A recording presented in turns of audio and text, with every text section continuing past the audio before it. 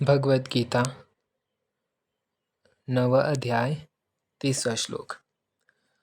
अपि चेत् सुदुराचारो भजते मामन्यभाक् साधुरेव स मन्तव्य सम्यग् व्यसिता ही स।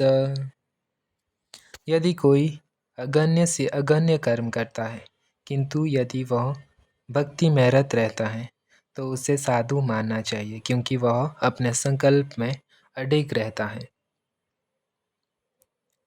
इसका तात्पर्य, इस श्लोक का साधुचार शब्द अत्यंत महत्वपूर्ण है, अतः हमें इसे ठीक से समझना चाहिए। जब मनुष्य बद्ध रहता है तो उसके दो प्रकार के कर्म होते हैं, प्रथम बद्ध और द्वितीय स्वाभाविक। जिस प्रकार शरीर की रक्षा करने या समाज तथा राज्य के नियमों का पालन करने के लिए तरह तरह के कर्म करने होते हैं, उसी प्रकार से बद्ध जीवन के प्रसंग में भक्तों के लिए कर्म होते हैं जो बद्ध कहलाते हैं। इनके अतिरिक्त जो जीव अपने आध्यात्मिक स्वभाव से पूर्णतया विज्ञ रहता है और कृष्ण भावनामृत में या भगवत भक्ति में लगा रहता है, उसके लिए भी कर्म होते हैं जो दिव्य कहलाते हैं। ऐसे कार्य कर्म उसकी स्वाभाविक स्थिति में संपन्न होते हैं और शास्त्र दृष्टि से भक्ति कहलाते हैं। बद्ध अवस्था में कभी कभी भक्ति और शरीर की बद्ध सेवा एक दूसरे के समांतर चलती है, किंतु पुनः कभी कभी वे एक दूसरे से विपरीत हो जाती है।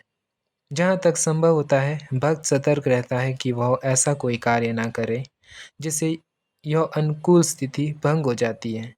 वह जानता है कि उसकी कर्म सिद्धि उसके कृष्ण भावनामृत की अनुभूति की प्रगति पर निर्भर करती है, किंतु कभी कभी यह देखा जाता है कि कृष्ण भावनामृत में रत व्यक्ति सामाजिक या राजनीतिक दृष्टि से निंदनीय कार्य कर बैठता है, किंतु यह इस प्रकार के क्षणिक पतन से वह अयोग्य नहीं हो जाता है।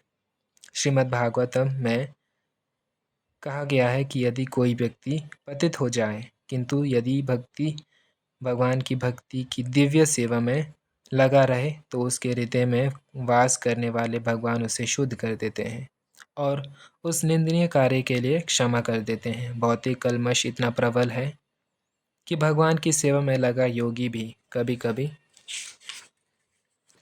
उसके जाल में आ फंसता है, लेकिन कृष्ण भावनामृत इतना शक्तिशाली होता है कि इस प्रकार का आकस्मिक पतन तुरंत रुक जाता है। इसलिए भक्ति योग सदैव सफल होता है, किंतु भक्त के आदर्श पथ के अकस्मात गुमराह होने पर हंसना नहीं चाहिए।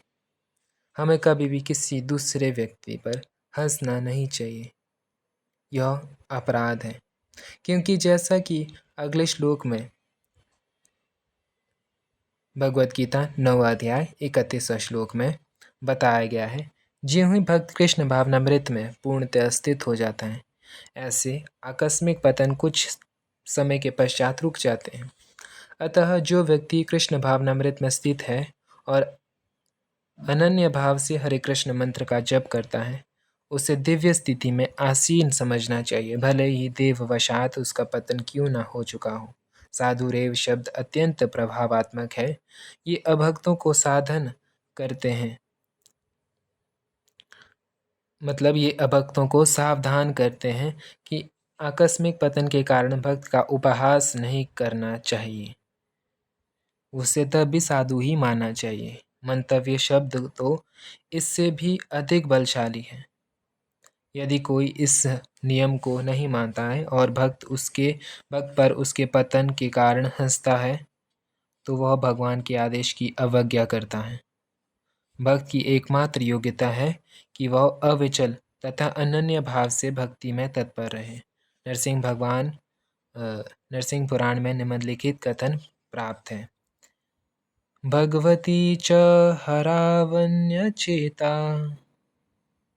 वृषमलिनोऽपि विराजते मनुष्य नहि शशकलुषश्च कदाचित् तिमिरपराभवतामुपते पैति चंद्र। कहने का अर्थ यह है कि यदि भगवत भक्ति में तत्पर व्यक्ति कभी घृणित कार्य करता पाया जाए तो इन कार्यों को उन धब्बों की तरह मान लेना चाहिए जिस प्रकार चाँद में खरगोश के धब्बे हैं। इन धब्बों से चाँदनी के विस्तार में बाधा नहीं आती। इसी प्रकार साधु पथ से भक्त का आकस्मिक पतन उसे निंदनीय नहीं बनाता। किंतु इसी के साथ यह समझने की भूल नहीं करनी चाहिए कि दिव्य व्यक्ति करने वाला भक्त सभी प्रकार के निंदनीय कर्म कर सकता है। इस श्लोक में केवल उसका उल्लेख है कि भौतिक संबंधों की प्रबलता के कारण कभी कोई दुर्घटना हो सकती है। भक्ति तो इस प्रकार से माया के विरुद्ध युद्ध की घोषणा है कि जब तक मनुष्य माया से लड़ने के लिए पर्याप्त बलशाली नहीं हो जाता, तब तक आकस्मिक पतन हो सकते हैं। किंतु बलवान होने पर ऐसे पतन नहीं होते। जैसे कि पहले कहा जा चुका है, मनुष्य को इस श्लोक का दुरुपयोग करते हुए अशोभनीय कर्म नहीं करना चाहिए और यह नहीं सोचना चाहिए कि इतने पर भी वह भक्त बना रह सकता है।